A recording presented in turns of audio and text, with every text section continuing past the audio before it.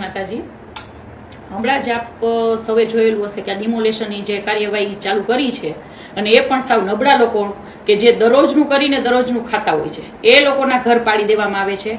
તો થોડીક આ લોકોને શરમ આવી જોઈએ, આ સત્તાધીશોને.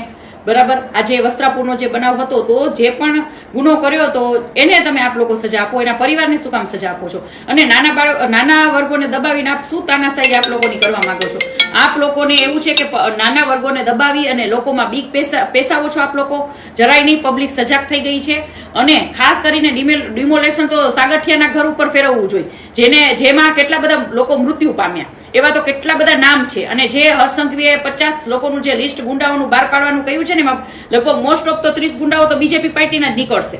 તો જે કેમ ભાઈ, ઘણા બધા એવા નામ છે કે જેને ઘણી બધી જમીનોના કૌભાંડમાં જેના નામ ખુલ્યા હતા, પણ બીજેપી પાર્ટી સાથે બિલોંગ કરવાથી એના નામ છાવરી લેવામાં આવે છે. શું કામ ભાઈ?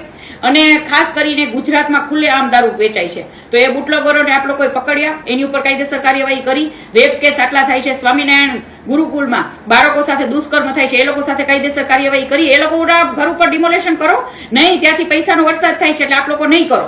બરાબર, એટલે આ બધું બંધ કરો, નબળા લોકોને દબાવવાનું બંધ કરો બને ત્યાં સુધી. બરાબર, અને જ્યાં પણ ડિમોલેશનની કાર્યવાહી થાય એને મને એક કોલ કરજો. જય માતાજી.